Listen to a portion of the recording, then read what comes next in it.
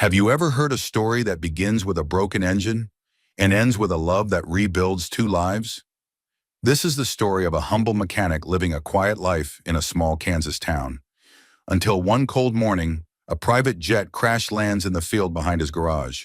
Inside is a mysterious woman, injured, alone, and hiding a secret that could change everything. He takes her in, not knowing she's one of the richest women in America, and not knowing that this act of kindness will transform both their lives in ways they never imagined. What happens when two people from completely different worlds are brought together by chance and healed by compassion? Stay with me, because this isn't just a story about falling in love. It's a story about second chances, quiet bravery, and the kind of goodness that asks for nothing in return, but ends up receiving everything. If stories like this touch your heart, don't forget to subscribe to the channel for more inspiring tales of kindness, redemption, and love that rises from the most unexpected places. Now let's begin. A poor mechanic finds an injured woman by the road. She turns out to be a billionaire pilot. The sun had barely begun to rise when Ethan Cole heard the sound that would change his life. It wasn't a sound he could place at first, just a low, dragging roar, followed by a thunderous thud that sent a tremor through the bones of his old garage. He dropped the wrench he was holding and stepped out onto the porch, wiping his greasy hands on a rag. The Kansas sky was still wearing its early morning lavender hue, soft and unsuspecting, but the trail of smoke rising in the distance told another story. "Not a fire again," he muttered, already grabbing his coat. The sound had come from the wheat field out back, flat, endless, golden even in the morning dim. Ethan's boots crunched the frost-covered dirt as he jogged toward the smoke. His heartbeat wasn't panicked, not yet. Maybe a small plane had clipped a fence post and crash-landed. That happened once, years ago. Or maybe it was just some idiot kid trying to joyride a crop duster. But deep down, he knew it wasn't that simple. When he reached the field, the sight stopped him cold. There, crumpled awkwardly among the amber stalks, was a silver private plane, sleek, elegant, and completely out of place in this humble stretch of land.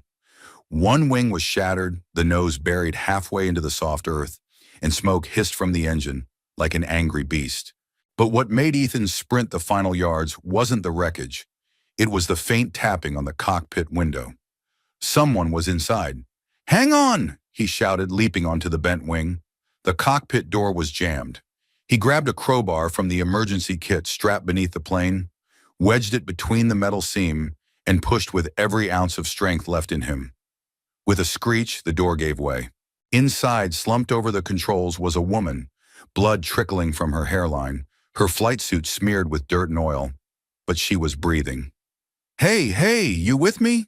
he asked, gently patting her cheek. Her eyes fluttered open for a split second, blue-gray, dazed, beautiful in that quiet, broken way. "Where am I?" "You're safe. I've got you," Ethan said. With careful hands, he unbuckled her harness and cradled her against his chest. She was lighter than he expected, strong but fragile somehow, a paradox in a pilot's suit. Back at the garage, Ethan laid her on the old leather couch in his workshop office, the only place warm enough this time of year. He stoked the wood-burning stove, boiled water, cleaned her wound, and wrapped her ankle, which had twisted in the crash. He worked silently, mechanically, like he had done 1,000 repairs before. But this wasn't a carburetor or an alternator. This was a person, and for the first time in years, Ethan felt like something inside him had shifted out of place. She slept most of the day, murmuring things he couldn't make out. Her jacket bore no name, no company badge, only a faded set of wings embroidered on the collar. He checked her pockets. No phone, no wallet, just a single silver pendant shaped like a compass, the kind given to pilots long ago. No clues, only questions. When she finally woke again, it was just past dusk. Ethan had stepped out to check on the generator when he heard a noise, a soft rustle, followed by a sharp intake of breath. He rushed inside. She was sitting up, eyes wide, arms braced as if ready to bolt. "Easy," he said, lifting his hands. "You're safe. You crashed.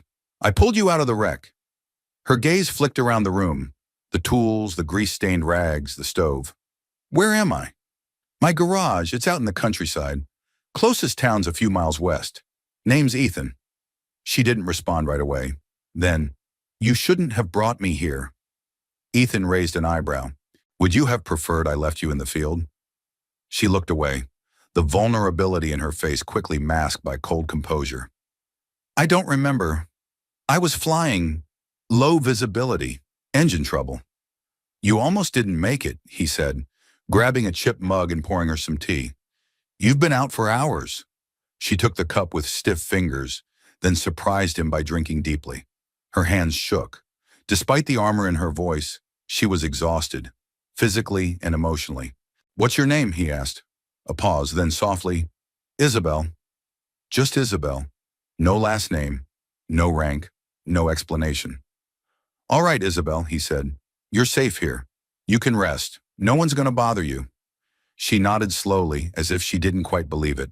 Her eyes scanned the shelves, the faded photo on the wall of a younger Ethan with a smiling woman and a little girl between them. Your family? She asked.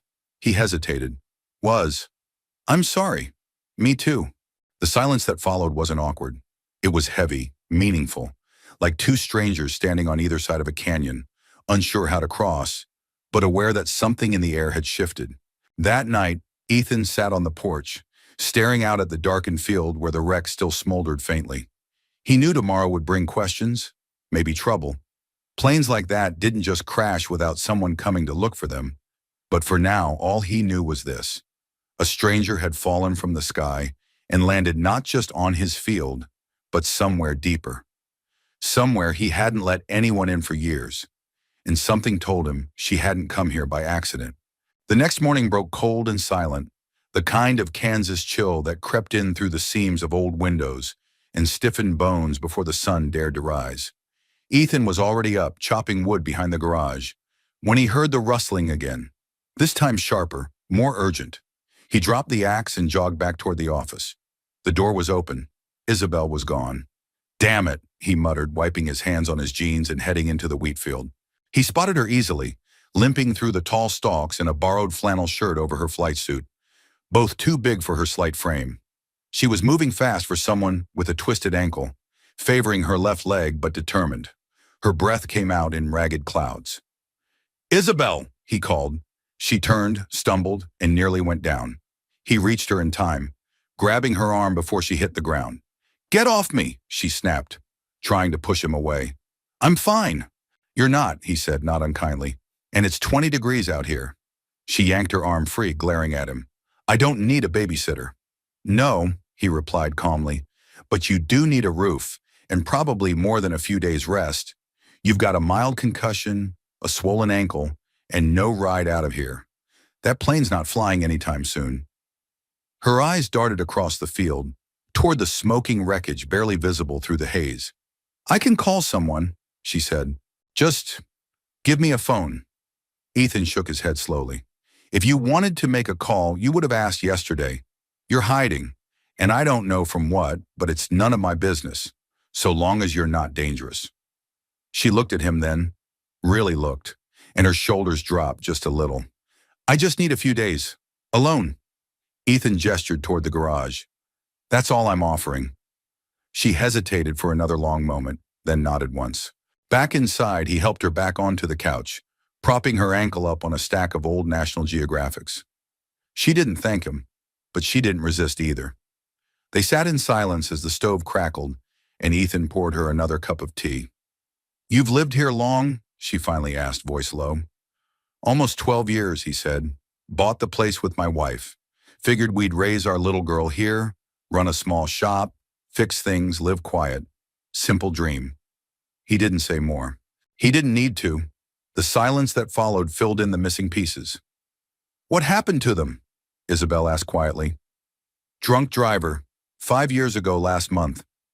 A beat. I'm sorry. Ethan gave a small nod. Me too. She glanced around. You live here alone now, he chuckled. Me and a couple of raccoons who think the attic's theirs. A faint smile tugged at her lips before she caught herself and looked away. You're a good man, she said. You didn't have to help me. I didn't do it to be good. You were hurt. It was the right thing. She didn't reply, but something in her expression softened. That afternoon, Ethan busied himself in the workshop, hammering out a bent fender and replacing a busted radiator for Mrs. Callahan down the road. Isabel sat by the window, reading a book he'd left on the shelf, The Old Man and the Sea. She didn't say much, but he caught her glancing at him from time to time. When evening fell, he offered her a bowl of beef stew and 2 slices of bread. She ate slowly, savoring each bite, and set the bowl down with care. I used to fly across the country for business.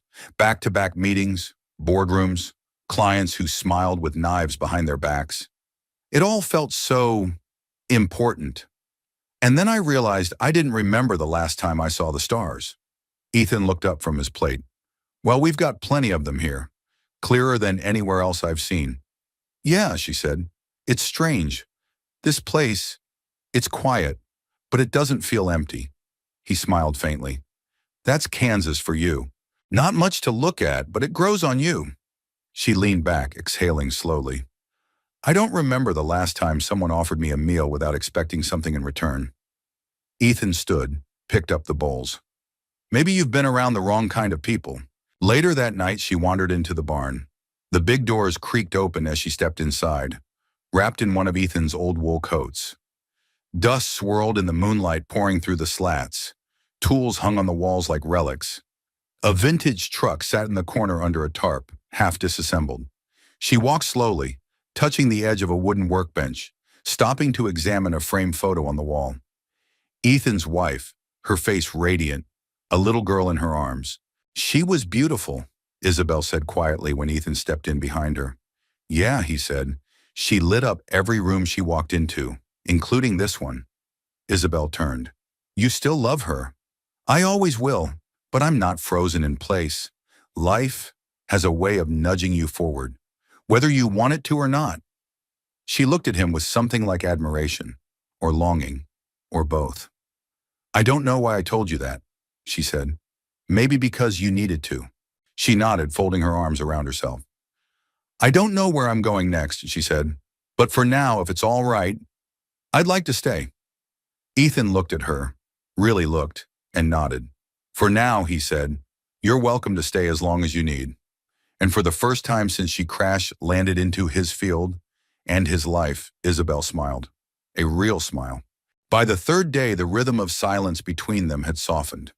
It wasn't awkward anymore, just quiet in the way 2 people become when they start to learn the shape of each other's presence. Ethan rose early, as always. Isabel, still moving carefully on her mending ankle, had begun joining him for breakfast. Instant coffee and toast, the kind of humble fare she would have scoffed at weeks ago. But something about the way Ethan poured her cup without asking how she took it, just knowing, made her feel settled. Like maybe she didn't have to perform anymore.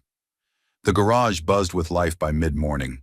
The clang of tools, the creak of the garage door, the occasional hum of a classic engine sputtering to life. Isabel sat near the open bay door, a patchwork quilt over her legs, notebook in hand. She wasn't writing much, just watching, listening, breathing. You're up early, Ethan said as he ducked out from under the hood of a battered '78 Chevy. His hands were stained with grease, the kind that never truly washed off. Didn't expect you to brave the cold. I figured the couch was getting tired of me, she replied with a half smile. And your coffee's starting to grow on me, he smirked. That's either a compliment or a cry for help. Isabel tilted her head. Both. A silence passed, comfortable again. Where'd you learn all this? She asked, gesturing to the scattered tools, the disassembled parts, the tidy chaos that was his domain. My dad was a mechanic, he said, wiping his hands on a rag. Taught me everything. I could change oil before I could ride a bike. She smiled. Sounds like a good man. He was, Ethan said. Didn't have much, but he never let anyone walk out of his garage without a working engine or a warm meal. Isabel looked down. That sounds rare. Ethan studied her for a second. What about you? Ever get your hands dirty? She laughed softly. Not exactly. I grew up in boardrooms and airfields. I was flying before I could drive. Mechanics handled the grease. I handled the altitude. Private jet pilot, corporate, and charity work, medical supply drops, that kind of thing. At some point, I started living at 35,000 feet, just to avoid having to make any real decisions on the ground. Ethan nodded. And now you're grounded. Seems like the universe thought I needed a forced landing. That afternoon, Mrs. Henderson from down the road arrived with her pickup, sputtering smoke like a dying dragon. Ethan, darling, I think I blew a gasket, she said, leaning out her window, her white curls bobbing. I'll take a look, Ethan said, already waving her into the bay. He popped the hood, propped it open, and within seconds had his head buried in the engine. Isabel watched as Mrs. Henderson climbed down slowly, wincing with each step. Her cane thudded against the concrete. Let me help, Isabel said, rushing to her side. Careful, the floor's slick. Well, aren't you a sweetheart? The older woman said, smiling. You're the one from the accident, aren't you? Isabel stiffened, then nodded. I am. Well, thank heavens Ethan was the one who found you. Man's got a heart the size of Kansas. Isabel glanced toward Ethan, who was working in silence, unaware of the praise. Yeah, she murmured. He does. As the sun dipped behind the trees, Ethan brought in 2 mugs of coffee and handed one to Isabel, who was now perched on an old stool by the workbench. I saw you sketching earlier, he said, nodding at the notebook in her lap. She flipped it closed quickly. Just doodles. You're a pilot and an artist? Hardly, she said, embarrassed. I used to draw a lot, but it felt like a waste of time in the business world. Everything had to be productive, measurable, optimized. Ethan blew on his coffee. And now? Now I think wasting time might be the most honest thing I've done in years. That made him smile. You're welcome to waste it here, as long as you like. She didn't answer right away, just stared out at the last streaks of gold fading from the horizon. Do you ever miss it? The noise, the movement, the world outside this place? Ethan considered that for a long beat. Sometimes, but noise doesn't always mean life. I learned that the hard way. She nodded slowly, her eyes distant. Yeah, I think I did too. Later that night, after she'd gone back to the couch with her quilt, and he was cleaning up the tools, Ethan opened the drawer beneath his workbench. Tucked inside was a faded envelope, creased, smudged, loved too long.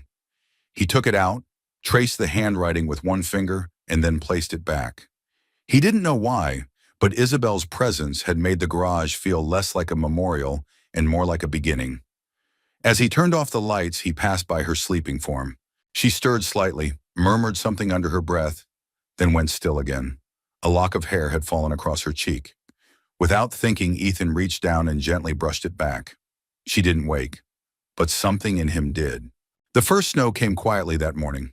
A thin veil of white dusted the golden stalks in the field, blanketed the rusted truck in the yard, and traced soft outlines along the roof of Ethan's garage. The whole world seemed to pause, exhaling into the stillness.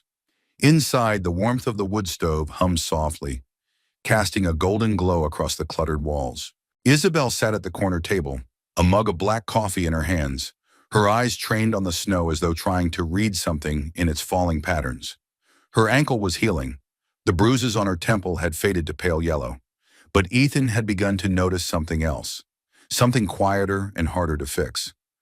The way she sometimes stared out the window too long, the way her shoulders stiffened when the radio mentioned air traffic or the word Monroe.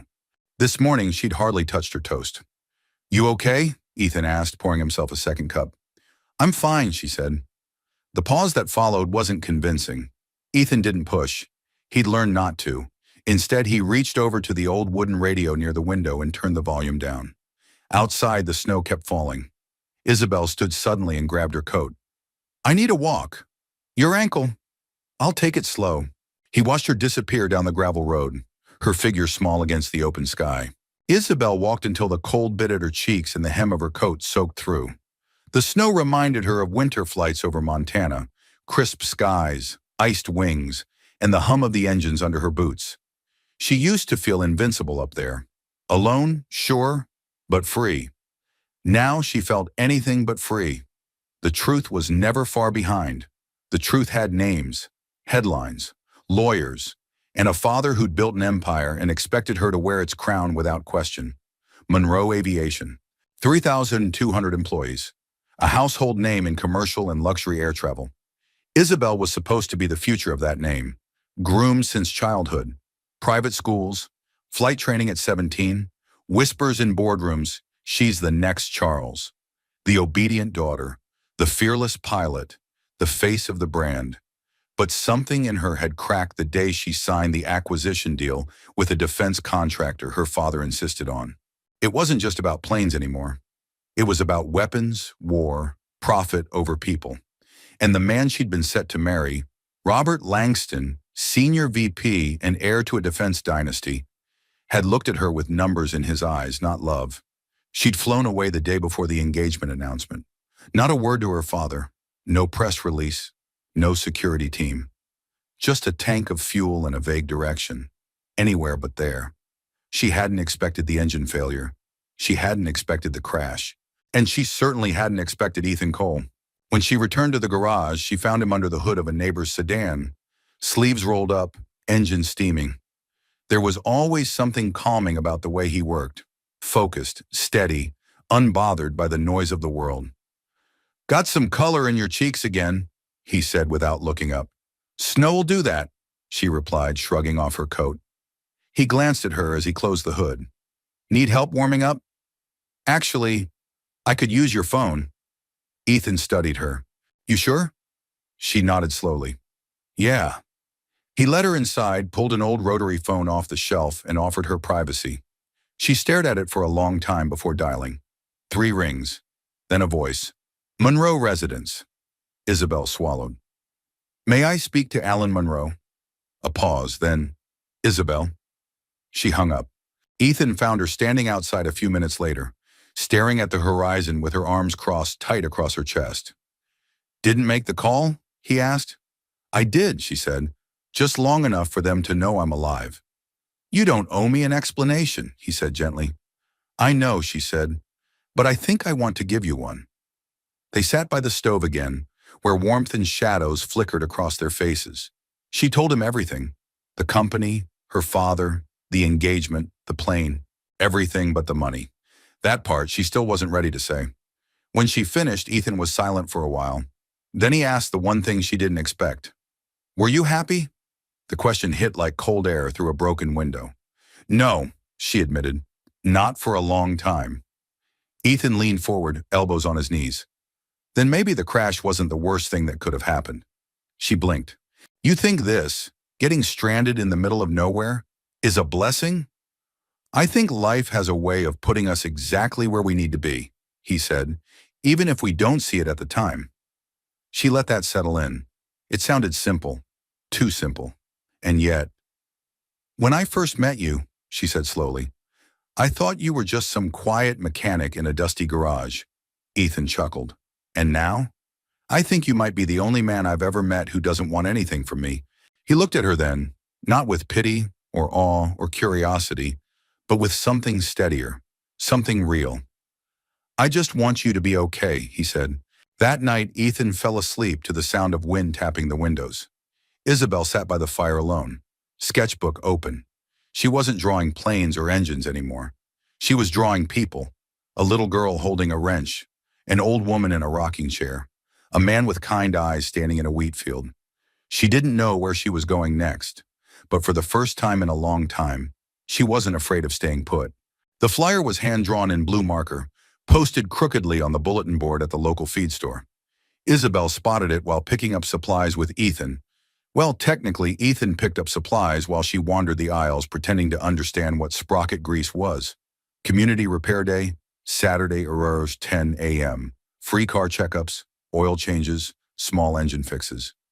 Coffee and donuts provided. "Do you do this often?" she asked, catching up with him near the checkout line. Ethan shrugged. "Every couple months. Folks around here don't always have the money for tune-ups. This helps keep the town rolling, literally." "And you just offer it all for free?" "Pretty much. Some bring cookies, others bring a jar of peach preserves or a chicken. One guy gave me a lawnmower once that didn't even work." She smiled. "Sounds like a fair trade." He looked at her. "You want to come?" She hesitated. "Won't people ask questions?" "Probably," he said. "But they're good people. They care more about your heart than your resume." That Saturday, the garage looked less like a workshop and more like a block party. Cars lined up in the gravel lot. the smell of oil mixed with powdered sugar from a tray of donuts on the workbench. Someone set up a Bluetooth speaker on the tailgate of an old Ford, playing a mix of Johnny Cash and soft country ballads. Isabel stood to the side at first, unsure. She hadn't worn denim in years, and the flannel shirt Ethan lent her still smelled faintly of cedar and machine grease. But when an elderly man in overalls asked if she'd hand him a socket wrench, she did. And when a teenager with chipped nail polish asked how to check her tire pressure, Isabel knelt beside her and figured it out.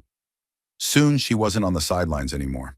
Ethan watched from a distance, wiping his hands on a rag as he leaned against a jackstand. Isabel was laughing with two little boys who'd been racing matchbox cars down the slope of the garage floor. The sound was unfamiliar, light, honest, completely free of the weight she usually carried in her voice. "You're gonna keep her, right?" said a voice beside him. Ethan turned to see Mrs. Callahan, arms crossed, eyebrow raised. "She's not a puppy, Mags," he said, amused. "Maybe not, but she's brought color back to this place. And to you." He looked away. "She's got a life somewhere else." Mrs. Callahan scoffed. "So did you, until it came crashing down." Ethan didn't answer. He just watched Isabel, now crouched next to a young boy with a stutter, helping him twist a lug nut with his tiny hands. Around noon, the crowd began to thin. Isabel sat on a crate outside the garage, sipping coffee from a styrofoam cup. Her fingers were smudged with grease, her cheeks pink from wind and laughter. "You did good today," Ethan said, joining her. She looked at him. "I haven't felt that useful in a long time." "You've probably been useful in a million ways." She shook her head. "No, I've been efficient, strategic, profitable, but not needed. Not like this." He nudged her shoulder lightly. "You were a natural out there." "Yeah?" she smirked. "I even managed to learn the difference between a socket wrench and a crescent wrench. Next week we'll tackle carburetors." Her smile faded slightly, replaced by something gentler. "I can see why you stayed." He looked at her, then out at the fading afternoon light. "This place saved me. After the accident, I couldn't breathe in the city, couldn't look people in the eye. Out here, things are quiet enough to heal." She nodded. "I get that." A pause, then Isabel asked, "Do you think people can really start over?" Ethan thought for a long moment. "I think starting over isn't about changing everything. It's about letting something good grow where something hard once lived." She turned that over in her mind. It was the kind of answer she would have dismissed in her old life. Too poetic, too soft. But here, with Ethan beside her and the wind stirring the wheat just beyond the fence line, it made sense. That evening, they sat by the fire again, eating leftover chili and the last of the bakery rolls someone had dropped off as thanks. Isabel had slipped her boots off and tucked her feet beneath her on the worn-out couch. Ethan set his spoon down and leaned forward. "I saw you today," he said. "Not just physically, but you. Really you." She looked at him, uncertain. "You lit up around those kids, around the folks here. You didn't need to impress anyone. You were just you." She swallowed hard. "It scared me how natural it felt." "Why?" "Because it makes me question everything I thought I wanted, everything I was told I had to be." "You don't owe that life anything," he said quietly, "especially if it never made you feel whole." She stared into the fire. "I always thought I had to choose, freedom or love, success or peace. I never believed I could have both." He leaned back, his voice calm but certain. "Maybe you can." Their eyes met, and for a moment, nothing moved. Not the flames, not the wind, not even the quiet thoughts dancing between them. Isabel broke the silence first. "Thank you, Ethan." "For what?" "For letting me crash here, literally and otherwise." He smiled. "You're not the first soul this place has patched up." "No," she said, "but maybe I'm the first one who doesn't want to fly away again." By late November, winter had fully settled over the plains. The wheat field behind Ethan's garage lay bare and frosted, the earth quiet beneath a thin crust of snow. Mornings came slower, wrapped in mist and stillness. The garage was colder too, the old heater wheezing its protest with every new gust of wind. But inside, a subtle warmth lingered, one that didn't come from the stove. Isabel had stopped asking when she should leave. She now had her own mug on the shelf, just to the left of Ethan's. She swept the floor without being asked, made the coffee every morning, and took to repairing small things around the office. A broken lamp, a stuck drawer, even the battered old radio, which now crackled to life with scratchy jazz in the evenings. The days passed with a quiet rhythm neither of them tried to define. One afternoon, as snow drifted lazily outside, Isabel stood at the workbench, sleeves rolled up, studying the bent aluminum frame of her plane's left wing. It had been moved into the barn weeks ago, one piece at a time, until it rested on cinder blocks near Ethan's vintage truck, like a metal skeleton awaiting resurrection. "You think she'll fly again?" she asked. Ethan, crouched nearby, fixing a carburetor, looked up. "If anyone can make her fly again, it's you." She laughed softly. "Not sure about that. I was a decent pilot, not much of a mechanic." He wiped his hands and stood beside her. "Then we'll do it together." They stared at the wing in silence. It had become more than a wreck. It was a symbol of what had broken and what might still be rebuilt. Later that day, Isabel rummaged through the barn for a set of missing rivets and found herself drawn again to the framed photo hanging just above the tool rack. Ethan's wife and daughter, frozen in a moment of joy that was both vibrant and impossibly distant. She touched the edge of the frame gently, then turned as footsteps approached. "She had your eyes," Isabel said. Ethan didn't answer for a long moment. Then quietly, "Yeah, same laugh too. Loud, joyful, didn't care who was listening." "Do you ever talk about them?" "Not much. Most folks around here already know. And those who don't, they don't ask." "But I'm not most folks," she said, turning to face him. He smiled faintly. "No, you're not." They walked back toward the garage together, boots crunching over fresh snow. Isabel's breath fogged the air in small clouds. "She would have liked you," Ethan said suddenly. "Hannah, my wife. She liked strong women. Said the world didn't have enough of them." Isabel looked down. "I'm not sure I'm all that strong." "You're still standing, aren't you?"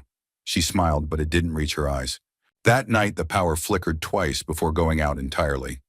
"Well," Ethan muttered, lighting a lantern, "looks like the generator's taken the night off." They gathered near the stove, bundled in blankets, candles casting flickering shadows against the walls. "You know," Isabel said, "this is the most still I've been in 10 years. No emails, no meetings, no flight plans." "Is that a good thing or a bad thing?" She considered it.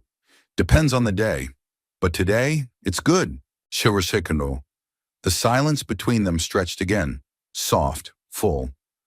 "I never asked," Ethan said. "What did you want to be? Before the company? Before the planes?" She blinked. "You mean when I was a kid?" "Yeah." She pulled the blanket tighter. "A teacher. I wanted to teach kids how to read. Maybe even art." "What stopped you?" She shrugged. "Legacy. Expectation. My father said I could always teach after I succeeded at something first." Ethan leaned back in his chair. "Sounds like you let someone else write your flight plan." She chuckled. "You have a way with metaphors. I live in a barn with a broken plane and a heart held together by duct tape. I've earned a few." She looked at him for a long time then, as if seeing something new in his face. Something softer. Something unguarded. "You ever think about trying again?" she asked. "Love, I mean." Ethan's gaze didn't waver. "I used to think I'd only get one great love in this life, that anything after would feel like a ghost. But now," he trailed off. "But now," she prompted, "now I'm starting to believe hearts don't run out of room. They just learn to beat differently." A long pause. "I've been scared to feel anything," Isabel admitted, "because I know what it's like to be used, to be wanted for what I represent, not who I am." Ethan's voice dropped to a near whisper. "Then maybe what you need isn't someone who wants you. Maybe it's someone who sees you." Their eyes met. Neither moved. The moment balanced on a wire, too fragile to name, too real to deny. The next morning, the snow had stopped, leaving the world blanketed in clean white silence. Isabel stepped outside with her coffee and found Ethan already in the field, inspecting the fence that bordered the property. He waved her over, smiling against the cold. "You see that?" he said, pointing toward the horizon. She followed his gaze. A flock of birds rose from the wheat stubble in a perfect V, gliding through the morning air like a living compass. They're headed south, she said. Yep, Ethan replied. They know when it's time to go. She looked at him, thoughtful. Do you? His answer was simple. Only when I know there's something worth coming back to. And in that quiet Kansas morning, surrounded by snow and silence and sky, Isabel realized she wasn't ready to leave. Not yet. Maybe not ever. It started with the black SUV, sleek, polished, and out of place like a tuxedo at a barn dance. It rolled down the gravel road toward Ethan's garage just after lunch on a Tuesday. Isabel was inside organizing tool drawers when the hum of tires over frostbitten earth made her spine stiffen. Ethan stepped out first. The cold wind tugged at his flannel sleeves as the vehicle parked near the edge of the lot. The door opened with a click too clean for this part of Kansas. A man in a tailored overcoat stepped out, mid-40s, steel gray hair, expression sharp enough to cut glass. Isabel appeared beside Ethan a second later, her face drained of color. "Hello, Isabel," the man said. "Grayson," she replied, her voice tight. Ethan looked between them. "Friend of yours?" Grayson gave a humorless smile. "Personal security, hired by her father.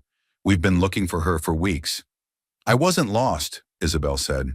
He stepped closer, lowering his voice. "The press is circling. Your father is beside himself. The board is panicking, and your fiancé has already begun issuing statements." "I'm not his fiancé," she snapped. Grayson sighed. "That's a matter of legal interpretation." Ethan's brows furrowed. "She's not going anywhere if she doesn't want to." Grayson turned to him, amusement flickering behind cool eyes. "And you are?" Ethan didn't flinch. "The man who pulled her out of a burning plane and gave her a place to heal." Grayson studied him a moment. "Of course you are." Isabel stepped forward. "What do you want, Grayson?" "Just to deliver a message. Your absence has consequences. We've kept the media quiet for now, but if you don't return, the truth will find its way out." "I'm not going back." "You don't have a choice." "Yes," she said, "I do." Grayson reached into his coat pocket and handed her an envelope. "Your father asked me to give you this. And to remind you, running away doesn't change the fact that you're still his daughter, and Monroe Aviation still needs a Monroe." Without waiting for a reply, he turned and walked back to the SUV. The car drove off, leaving a trail of dust over snow. Inside the garage, Isabel sat on the couch, the unopened envelope trembling in her hands. Ethan leaned against the doorframe. "You okay?" "I don't know," she whispered. "Do you want to talk about it?" She looked up, eyes glassy. "That man works for my father. His job is to clean up messes and keep reputations intact. I'm apparently both." Ethan walked over, sat across from her. "You're not a mess, and you're not a reputation." She tried to smile, failed. "I should have told you sooner," she said. "My full name is Isabel Monroe. My father is Alan Monroe. He owns Monroe Aviation." Ethan said nothing. "I'm supposed to be the heir to the company. I've been on magazine covers, in business panels, at fundraisers with people who can buy entire towns.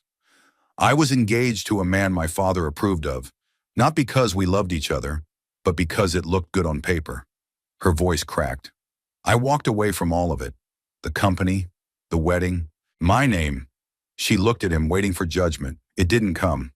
"So the plane, that wasn't just some joyride?" "No, it was my way out." Ethan leaned forward, hands clasped. "Why didn't you tell me?" "I was afraid it would change how you saw me." "It doesn't," he said simply. "You're not angry?" "I'm not thrilled you lied," he admitted. "But I've seen people do far worse for far less. You weren't trying to hurt anyone. You were trying to save yourself." She breathed out, shoulders sagging. "I don't know what happens next," she said. "I can't go back to that world, but I don't belong in yours either." Ethan stood, walked to the window, watched the wind ripple through the dry stalks in the field. "Maybe you don't have to choose," and he said. "Maybe you get to make a new world, one that fits who you are now." She looked at him. "And who do you think I am?" He turned and met her eyes. "I think you're someone learning how to live for the first time." That night, they didn't speak much. Isabel stared at the unopened envelope for hours before finally tearing it open. Inside was a check, 7 figures, and a handwritten note from her father. "Come home. You're needed. This isn't a negotiation." Dad. No warmth, no apology. just a command disguised as concern. She tore it in half. The next morning, Ethan was quieter than usual.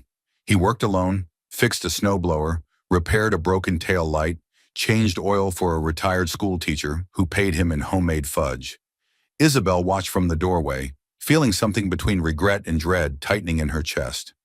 When Ethan finally looked at her, his expression was unreadable. "Are you leaving?" he asked.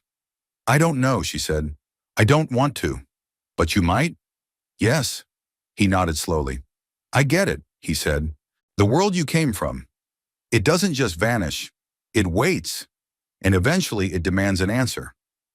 I'm not sure I'm ready to give it one." "You will be," he said. "And when that day comes, I just hope you remember this place." She stepped closer. "I'll remember you." For a moment it felt like they were standing on opposite sides of a decision neither wanted to make. The weight of it hung in the space between them. And for the first time since she crashed into his life, Isabel felt afraid.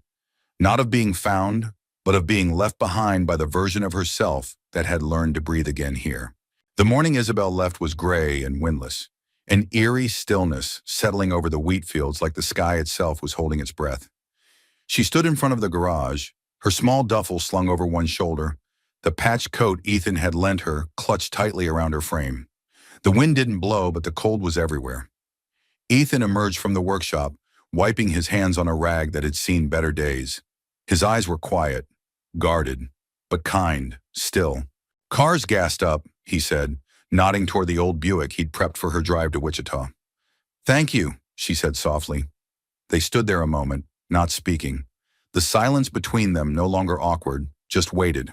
Like everything they wanted to say was in the air, but neither had the right to name it. Isabel stepped forward. "I hate this." He gave a small, sad smile. "Me too. I feel like I'm walking out of something before I know what it even was." "You're not walking out," he said gently. "You're going to face what needs facing, and that takes more guts than hiding ever did." "I'm not hiding anymore," she said, "but I'm still scared." Ethan nodded. "Good. That means you're doing something that matters." She reached into her bag and pulled out a small envelope, placing it in his hand. "What's this?" he asked. "Just something I couldn't say out loud." He looked at it but didn't open it. "Not yet." "I'll be back," she said quickly, as if she had to say it before she changed her mind. "I don't know when, and I don't know what I'll be then, but I'll come back." "I'll be here," he said, and then, without another word, she turned and got into the car. Ethan didn't move until the Buick disappeared down the dirt road, kicking up dust that clung to the empty sky like a farewell. In Wichita, Isabel met the storm head-on. Grayson was waiting at the private terminal, along with two men in dark suits and a woman with a camera phone trying not to look like a reporter. She ignored them all and walked straight into the waiting car without a word. The Monroe estate was as she remembered. Too big, too polished, too hollow. Marble that gleamed like judgment. Walls that echoed with expectations. Her father sat in the study, whiskey in hand, fireplace glowing behind him. He looked older, grayer, but the steel in his eyes hadn't dulled. "You're thinner," he said by way of greeting. "You're not," she replied. He sighed. "You humiliated this family. Do you have any idea what the press is saying?" "I don't care what the press is saying." "You should." "No, Dad. That's your world. It's not mine anymore." He stood. "Isabel, you're my daughter. You're the heir to everything I built. You don't get to just disappear." "I didn't disappear. I left. There's a difference. You owe this family." "I don't owe you anything." Her voice cracked like glass. "I gave you 20 years of obedience, of carrying your legacy like it was the only thing I was allowed to dream about. I'm done." He stared at her, stunned. "I'm not coming back," she said more quietly now. "Not to the company, not to the life you designed. I'm not angry anymore. I'm just free." She turned and walked out before he could say another word. In the weeks that followed, the world took notice. Headlines floated across screens. "Isabel Monroe returns, then walks away from Monroe Aviation, the billionaire heiress who chose a quiet life, from boardrooms to back roads." Where is Isabel now? But she gave no interviews, no statements. Instead, she worked quietly behind the scenes to establish something new, a foundation for young female pilots. scholarships for students in underserved communities. All named for her mother, the one person who had once whispered to a young Isabel, "You can fly wherever you want, even away." Back in Kansas, winter deepened. The wheat fields turned white, and the garage grew quieter without the sound of her footsteps, her laughter, her questions. Ethan kept working. He taught a local kid how to change a timing belt, delivered firewood to Mrs. Callahan, fixed the church's broken generator just in time for Christmas Eve service.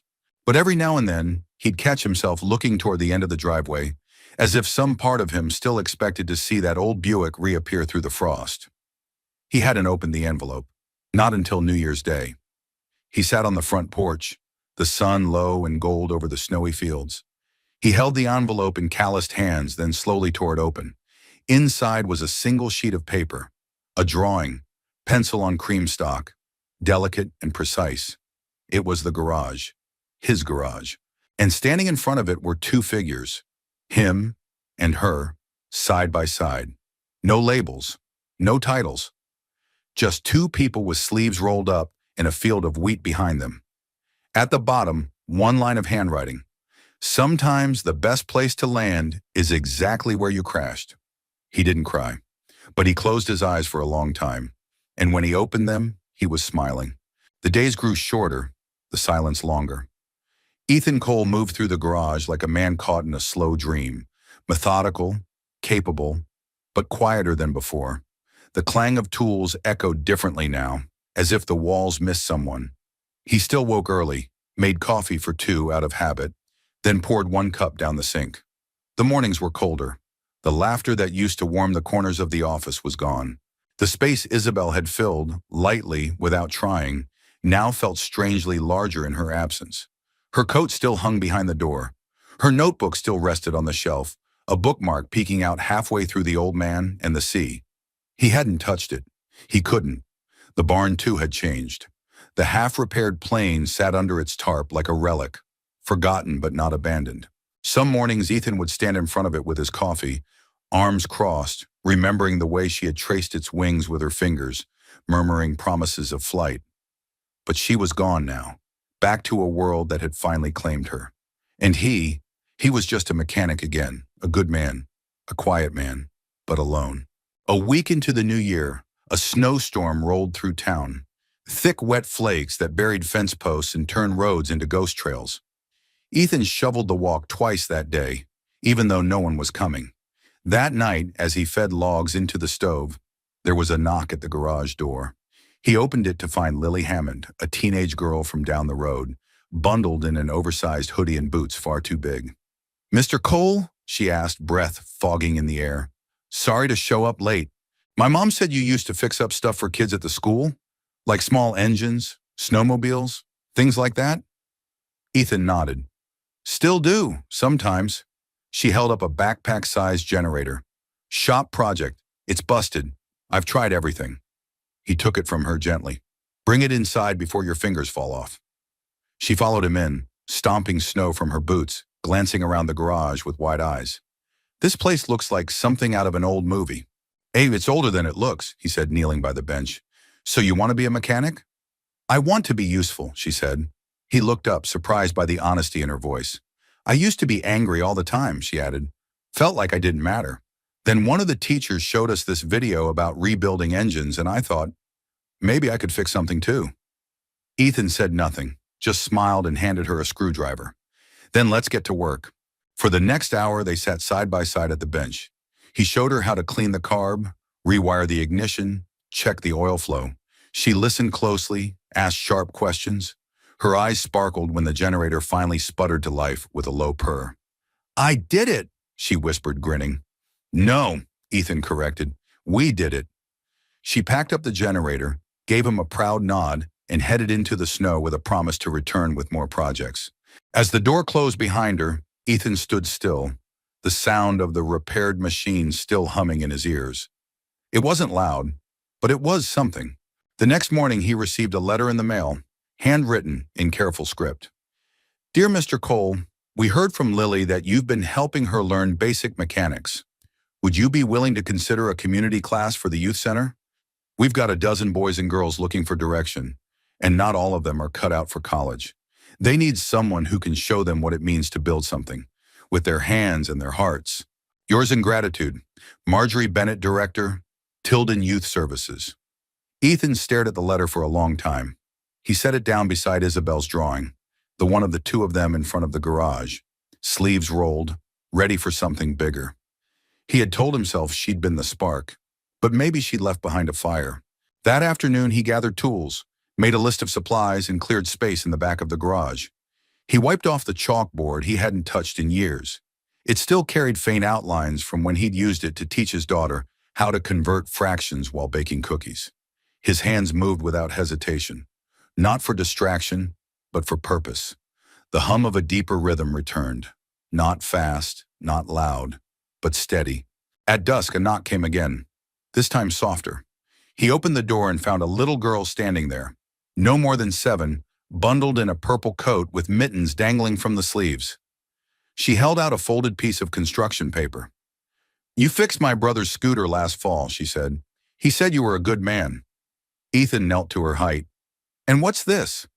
"A thank you card," she said shyly.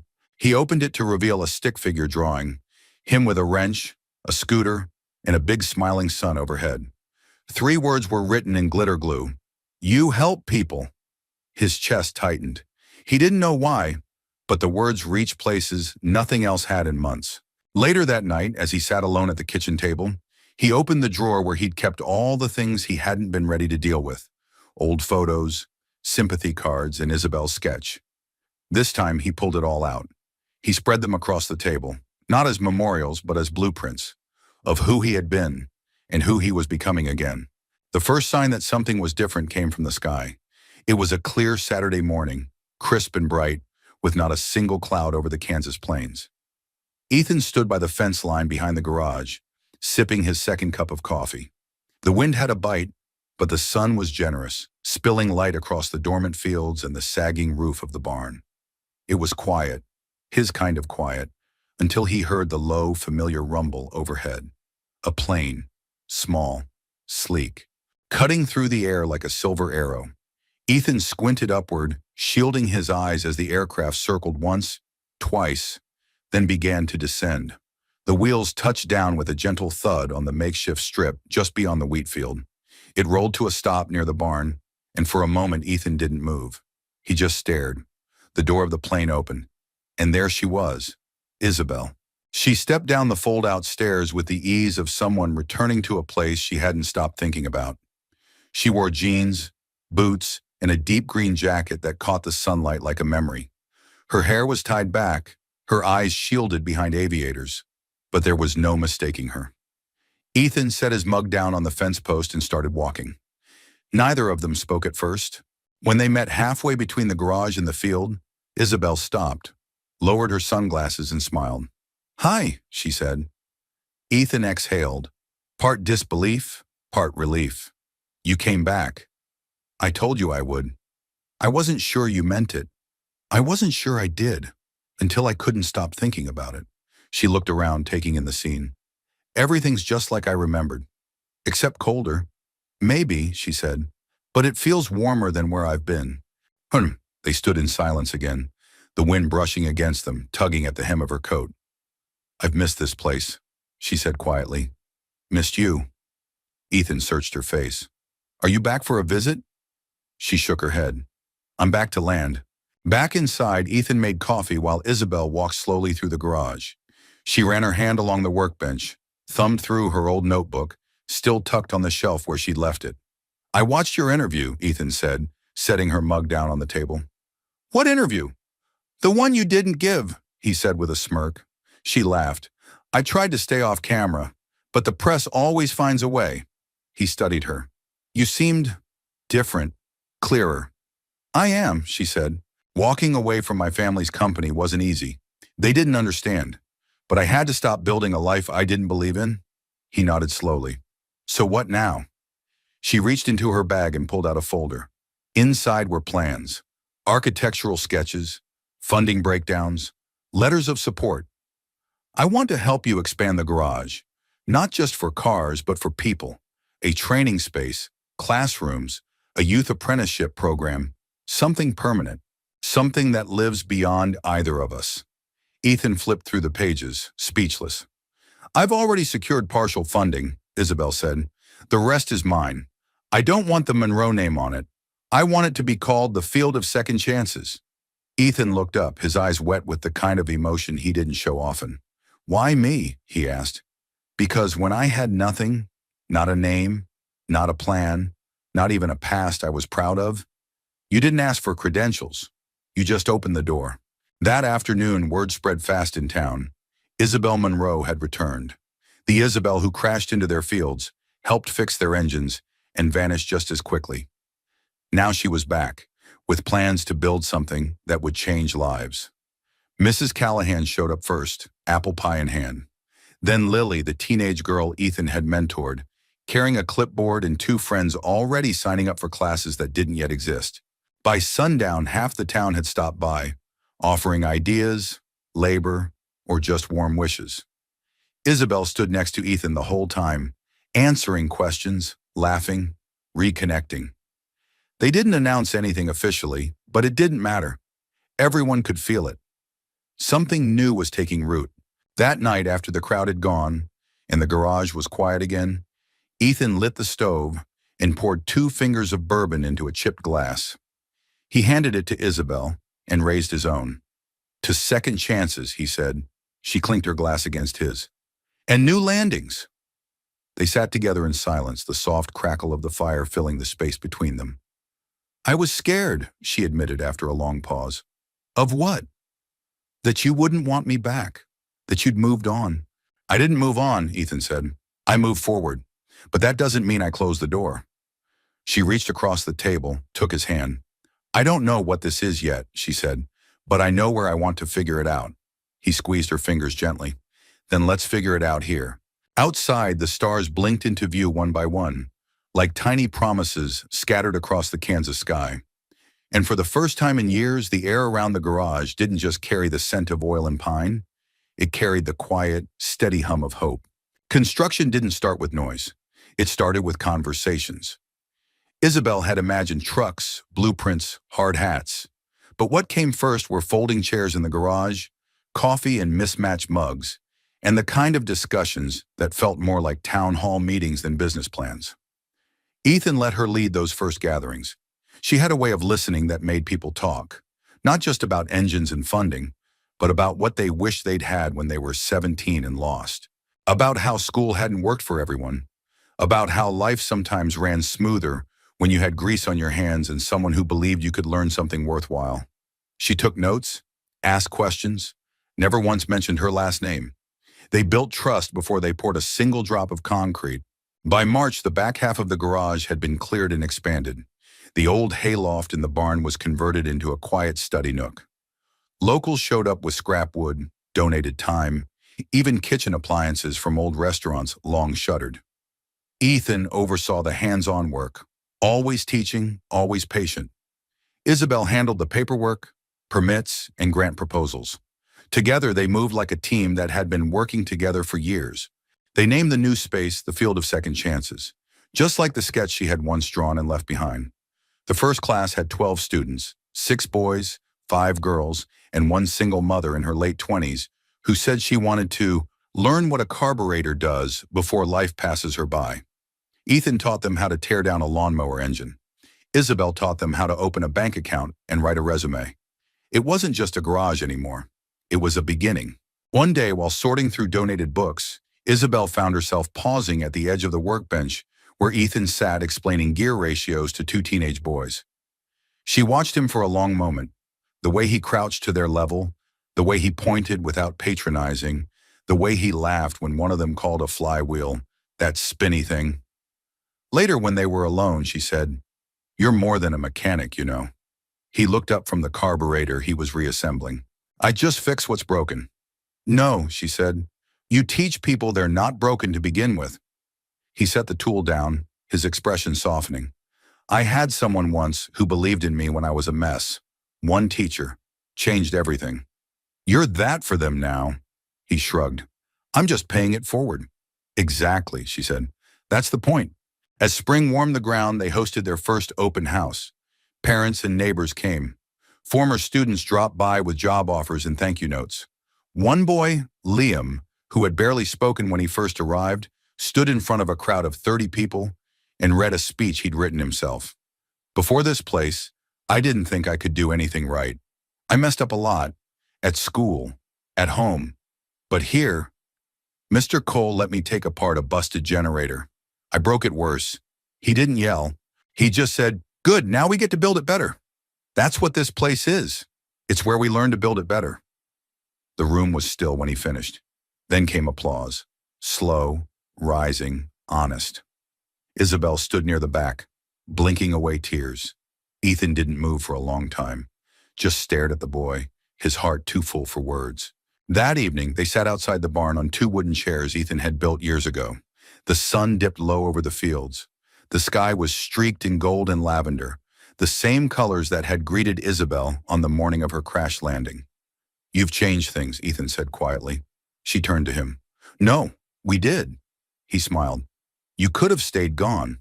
That would have been easier." "Easier isn't always better." "I ever tell you," he said, "how I got the idea to teach again?" "No. It was after you left. This kid, Lily, showed up with a busted generator and more attitude than know-how.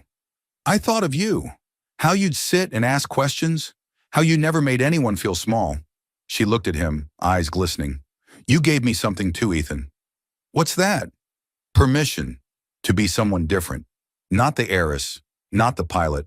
Just a person who cares." He reached over and took her hand. No big gestures, no sweeping declarations. Just fingers interlaced in the twilight, warm and steady.